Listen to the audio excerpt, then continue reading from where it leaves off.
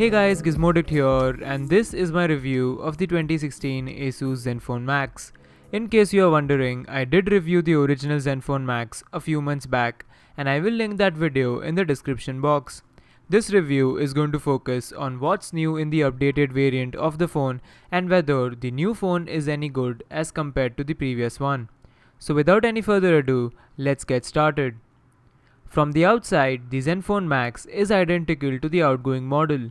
You get the same typical Zenfone design, and that soft touch plastic back, which is removable, gives access to two micro SIM slots and a memory card slot. What's changed lies on the inside of the phone, as now you can get an Octa-Core Snapdragon 615 CPU and an option of 3 GB of RAM.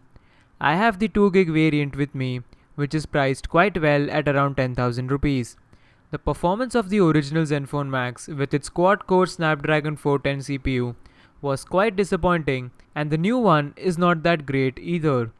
It is better than the old phone, but compared to its competition, it definitely lags behind.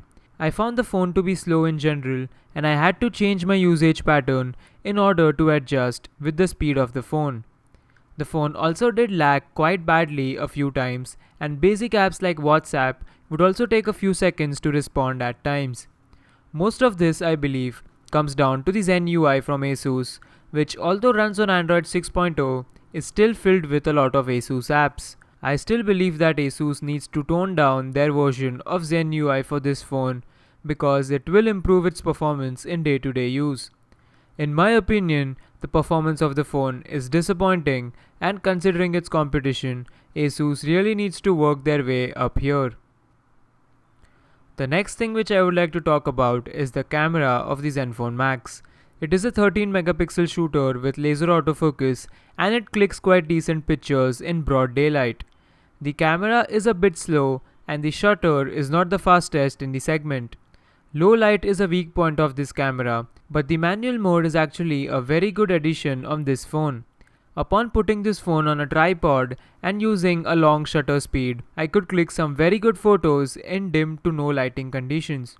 Of course, this is not how most of the users will click their photos, but I just wanted to highlight the manual mode. Coming to the display up front, we have the same 720p 5.5-inch panel, which isn't the best to look at. It gets the job done for normal users, but if you love more pixels, you wouldn't be happy looking at this display. One area where the Zenfone Max is expected to deliver the most is in the battery life department, and this phone scores very well. I could easily get more than 2 days of battery on a single charge on Wi-Fi with around 9.5 hours of screen on time. For low to medium end users, it's going to be more than that. So battery life is not an issue here, but Asus did not implement fast charging, so this phone does take a lot of time to charge.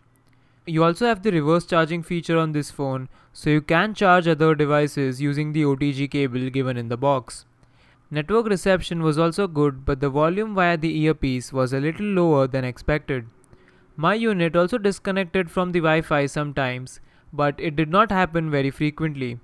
So overall, I have a mixed feeling about the Asus Zenfone Max. While it does get an outstanding battery life, it does not score well in the performance department. In front of phones like the Redmi Note 3 and the Lenovo ZUK Z1, which already have 4000 mAh of batteries along with a strong performance, the Zenfone Max definitely falls short. I would only recommend this phone if you are not a heavy-end user and your priority is battery life. With that said, my conclusion about the Zenfone Max still remains the same. It can make up for a very good secondary phone, but I wouldn't use it as my daily driver. That concludes my review of the Asus Zenfone Max 2016. Do give this video a thumbs up if you liked it and subscribe for more content. Thanks for watching, and I will see you guys in the next video.